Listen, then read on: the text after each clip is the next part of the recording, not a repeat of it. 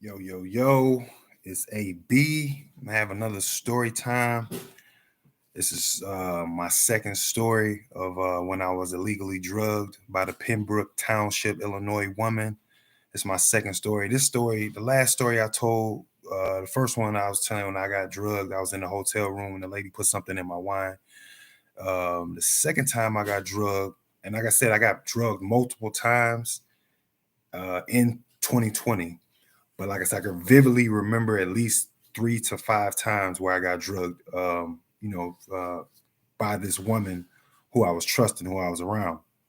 So this happened on July 11th, 2020, approximately, or right around that day.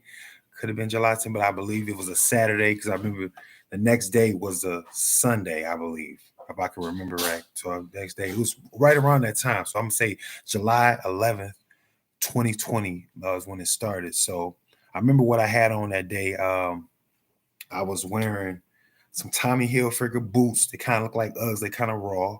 Had on some navy blue, like sailor type shorts, some raw type shorts, like kind of windbreaker type shorts. A long sleeve striped navy blue shirt, or like tan stripping that'll match my Tommy boots. And then I had on this raw like cowboy hat. You know what I'm saying? I had both my phones on me, Boost Mobile, and I had my family 2 iPhones on me at the time also. Uh, so bam. So I'm chilling with her. We in her we in a white GMC XL Yukon, right? We chilling, right? And we chilling. We just having fun.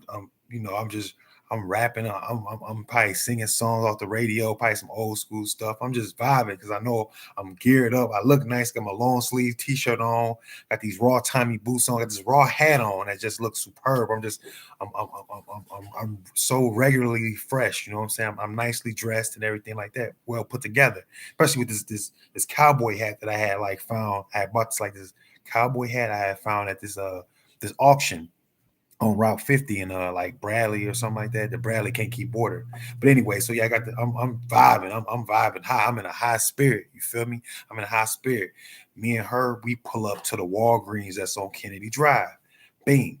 So we pull up to the Walgreens. I'm still vibing high. She says she gotta go out, go to the ATM or something like that. We just finna have a good night, like we usually do. She might have been going in the ATM. Now, unbeknownst to me, that's what she must have went into Walgreens. I think she got something, probably some sort of sedative, or she might have already had something to drug me up and put in my wine. Now, I was drinking this wine called Mogan David. You know, it's a kosher Jew wine, one of my favorite wines that I do partake in. Um, so bang, I must have. So we chilling for a minute. I'm right up in front of the handicap spot in Walgreens. I'm right in the front of the store. Bing. So we leave from Kennedy Drive. I go over to the bar Riverhouse, the bar Riverhouse on River Street and Washington Street in Kankakee. Bing. I go up in there. I park. Now she might have already drugged me by then because I might have went into Walgreens. Yeah, when I was at Walgreens, I might have went in there and she might have put something in my drink then. I don't know. I park. I'm like, oh, I'm just gonna chill right here for a second, or maybe she might have put something in my drug while we. Maybe I put something in my drug. Maybe she might have drugged me while like right in front of me too. You know what I'm saying? I kind of remember her kind of fidgeting too, so she might have put something in my wine then. But I'm like, oh, I'm just gonna chill. We're gonna wait a little. I'm like, we're gonna wait a little bit. For some reason, I just want to wait. I don't know why. I just wait a little bit. I'm in the driver's seat. I see, I'm out. You know what I'm saying? And this had to be like around 10ish, 9ish o'clock, 10:30ish, whatever. I'm planning on going into the bar. I'm gonna try to see who's in the bar, say what's up, you know what I'm saying, get my numbers, whatever, like that. And I'm out. You know what I'm saying? Me and her out. I fell asleep. When I wake up, it gotta be like around the bar closed, probably like 2:40ish or something. I'm like, what the heck? I wake up feeling crazy as heck. So I wake up feeling crazy as heck. I drive home. I'm a little disgruntled. I don't know what then happened. You know what I'm saying? I'm like, why did I wasn't even in a sleepy mood, so I knew something was strange. And then, like I said, it didn't dawn on me that I had been, illegally and unlawfully drugged. So Bean, I go back to my house, drive back. I mean, I'm driving her truck. It's a white GMC Yukon, XL Yukon. I go back to my house and I must parked in my driveway. I must have fell asleep. I woke up, my wrist feel all sore. And then I noticed like my skin was like real dark.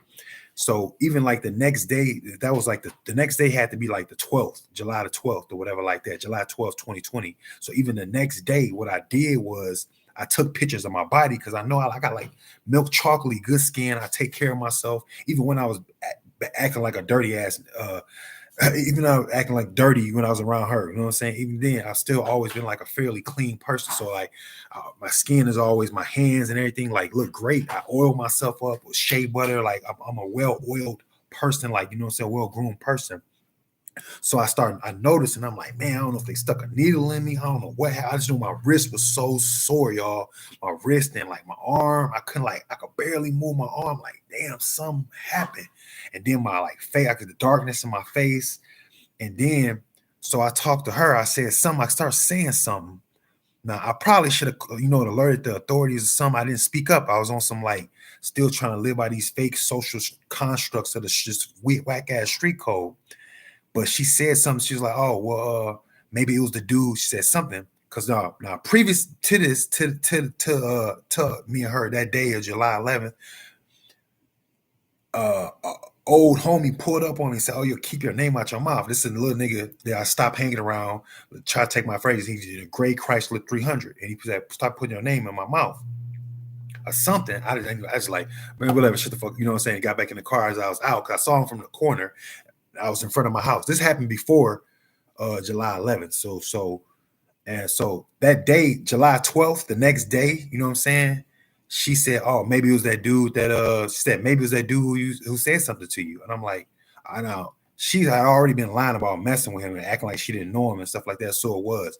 So what they did was, I don't know what they did. I think what they did was they drove me out to Hopkins Park. I don't know if they just choked me or kept me unconscious or whatever. I don't know what's going on, what happened. I just know for a fact I got drugged. And then this was another thing. Her son, what her son did, her son had called her. And so I knew something happened to me. And I didn't piece it together, like I said, till months, maybe 8 months, like 8 months later, even possibly a year later. Her son had called her and said, "Oh, you seen Aaron? You seen Aaron?" She's like, why is I don't want to say his name, but I'm gonna call him Boo Boo. It's like, why is Boo Boo calling me saying, "Did you see Aaron?" Like, why? She know that he must have saw it, or somebody or one of her other sons must have recorded, whoever, somebody recorded or whatever, something. He knew something. So that clued me in too. Boom, that I had got illegally drugged. So so that clued me in too. The next thing you know, that was like one of my clues too that I got. And then like I said, I took pictures. So I made sure that I take pictures of my body, my legs, and everything like that. Even afterwards, weeks after, days after I took pictures of my legs, you can see my legs. You could see like they substantially darker or whatever like that. You know what I'm saying? I'm making this video so people like you make your sons aware. You just be aware. You never know who might try to do something in your drink or anything like that. And plus, I just want to speak my truths and get my truths out there and don't hold it in. You know what I'm saying? Everything like that. But like I said, that was the second time. This is my second video I'm making on being drugged. That's 3 times, like in particular, I can remember 3 to 5 times I can remember being drugged. But drugged. Could you please turn it down, Braxton? I'm making a video right now. You can turn it down a little bit, Brax. I'm in a live video right now, Brax. I'm on a live video. All right. Excuse me, y'all. So yeah, man, it was a crazy experience. Like I said, this is a woman that she drove a white GMC XL Yukon, and it was a crazy experience, y'all. You feel me? It was a crazy experience. I know the dude who drove the Chrysler 300. I know he had something to do with it. I know he was one of the people that was torturing me or whatever like that, or burnt me, or burnt my skin, burned my face, and all type of stuff. Like they literally like when they want us put Jesus on the cross and sacrifice him and stuff like that. Yeah, like you literally, bro. I got sacrificed and everything like that. But I'm here today and I'm stronger and better than ever. And that was the second time that I remember being drugged. Remember the first video I made. I remember being drugged. I was and this, like I said, I could have got drugged more times than that. But the second time that I remember being drugged, I was the first time I remember being drugged, that was early March 2020 at the Hampton Inn in Bourbonnais, Illinois. And that's when I know I woke up, and that's like I said, as I was being drugged too, also, this is how people got to ramshack my car, probably put like hidden cameras in my car and end up putting hidden cameras in my basement and my private quarters in my home and all that type of stuff. So, and they end up putting trackers on my phone, getting the IME number and track everything on my phone. I didn't know my iPhone and everything was tapped and everything like that for a long time, and end up getting on my phone and intimidating my minor relatives and everything like that. So yeah, be careful out there, y'all. I'm just speaking my truth, yo, about that Pembroke Township woman who I thought I could trust. You feel me? I didn't think motherfucker would ever have to drug me or anything like that, but you never know what people will do to you, and don't put nothing past nobody.